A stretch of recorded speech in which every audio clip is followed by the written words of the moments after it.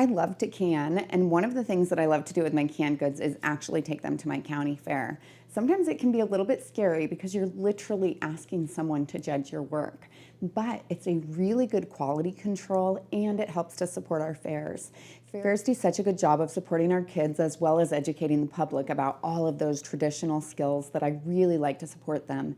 And one of the things that influences the amount of money that they get from the state is the amount of canned goods they get. Also, it serves as inspiration for other people to make them want to start canning or to show them some of the different ideas of the kind of things that you can make.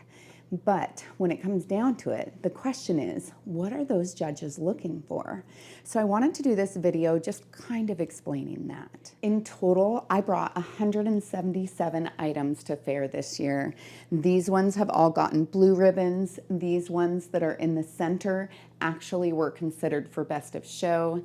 And then these 5 that are right here received Best of Show in their specific categories. I wish I would have thought of saving the ribbons so that I could show it to you because they have these really fun big rosettes, but I always donate them back to the fair at the end each year because I don't want them to have to buy new ones for the next year.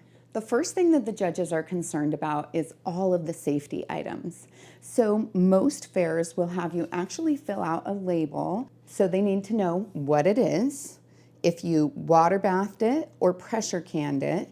For safety reasons, they would have to disqualify a low acid item that had been water bathed because it's supposed to be pressure canned. They also need to know the processing time, and if it was pressure canned, the pressure, as well as the elevation. The elevation is really important because you have to adjust your processing time or pressure depending on your elevation level. If you have questions about that, take a look at my video. I'll put it in the link below. And then they also need the date. Most fairs have a limitation that you need to have canned it within the last 1 to 2 years. Another thing that most fairs require is a recipe for any of your pickles and your sauces so that they can double check to make sure that it's a safe recipe. This particular one was my rhubarb sauce, and it actually was disqualified because they said that they couldn't find a good recipe for it, which is interesting because this one actually came from the Ball book. But another name for it is Victoria's sauce as opposed to rhubarb sauce, so maybe that was the problem there. But if they can't find a safe recipe for it, then it will get disqualified like this one did. Another one of mine was disqualified because they said that in the 3 books that they used to determine safety, they couldn't find any that had anything larger than a pint-sized one for pickled asparagus, which doesn't necessarily mean that it's not safe, but according to their standards, they couldn't judge it. They did say it was beautiful though.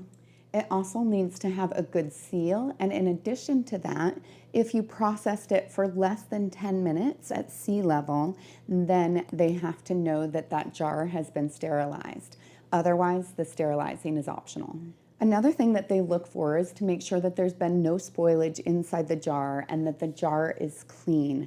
Sometimes, like when you're canning chicken or other kinds of meat, you'll get grease on the outside and you have to make sure you clean that off well. The rings usually need to be removed so that they can see the proper amount of headspace here. And it's a good thing because when you remove the ring, which I recommend doing before you go up to the fair, there tends to be a little bit more of the residue or stickiness that would be underneath it on those threads if it's going to be anywhere. And you need to make sure that none of those threads have any rust or staining on them from previous rust. Another issue that I actually get dinged on a lot is headspace. I've gotten much better with it over time, but like this one, for instance, it has, probably about 1 inch of headspace, and it should actually be at about 1/4 of an inch. So that one ended up getting a lower rating. I think one of my problems with the headspace is that I never use the measuring tool. I just kind of eyeball it. So sometimes you can get a little bit off that way. Another factor that they look for is to see if the liquid is nice and clear, if it's supposed to be clear, right? And they want to see that all of those pieces are uniform in the jar and that there's a good solid to liquid ratio in the jar. So this one actually was judged really well. The other thing is that you need enough brine to cover, particularly with the sauerkraut. Mine ended up being just a little bit dry at the top, so it was given a red ribbon. Another factor that they take into account is color. The syrup is beautiful, but the strawberries themselves ended up getting kind of bleached out, and so that got a 2nd place ribbon as well. Another thing they check for is blemishes or bruises.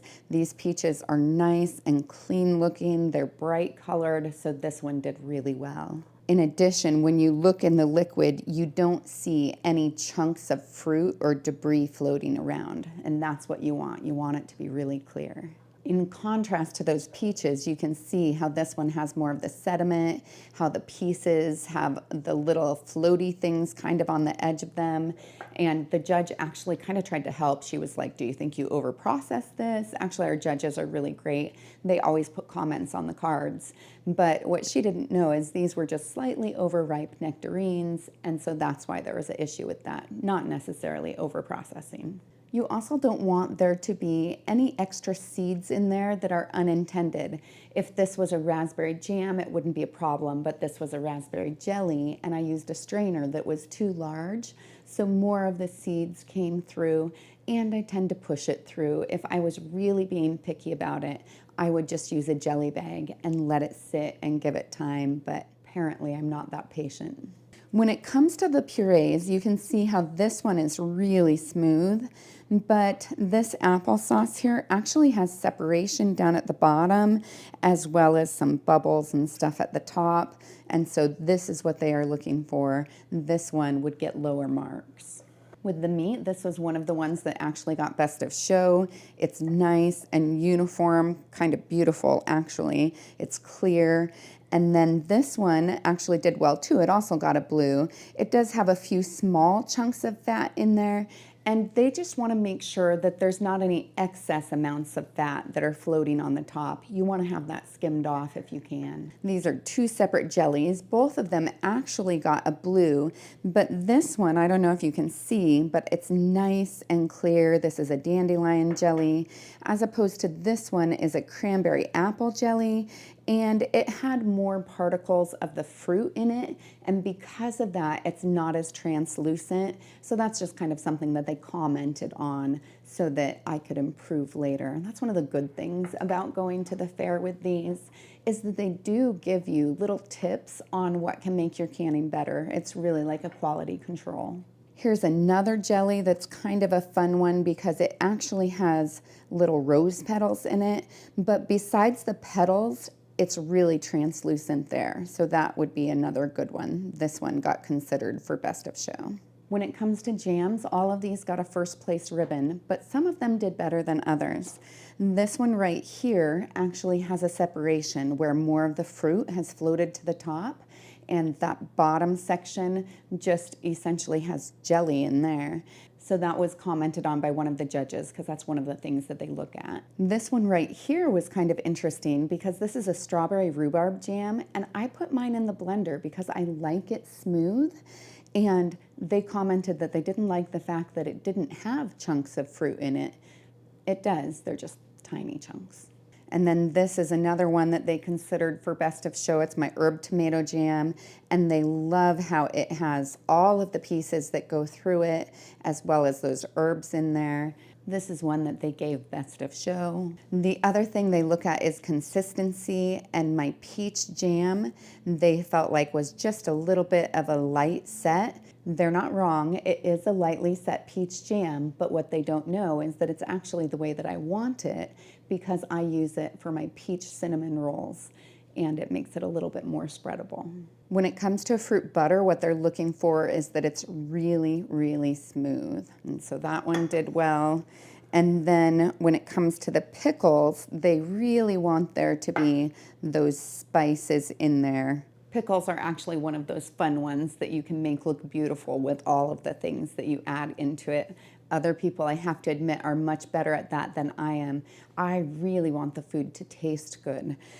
I like it if it looks good, but I have to admit that's not as high on my priority list. Some fairs will actually taste test the foods. They won't in my state, and so that unfortunately doesn't go into the judging.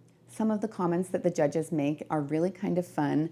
I've got to give it to them. I'm really impressed that they put a little comment on every single one of my jars. I really appreciate it on the ones that need a little bit of help, but it's fun for the ones that they really like too. You know, so pretty. Oh my, this jar could disappear. looks great. I want to take this home. You know, wow, I want to take this home, striking color.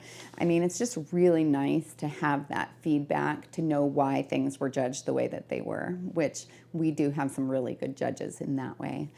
Hopefully you've been convinced to use your fair as a quality control and provide that Pinterest in person kind of experience. Go in there, go look at the things that other people are canning, see if you get any ideas. That's actually where I first saw my dandelion jelly, is when I went into the fair. Me and my son, we thought that it was a great idea, and so we decided to do it ourselves. It's a great way to get inspiration for future projects.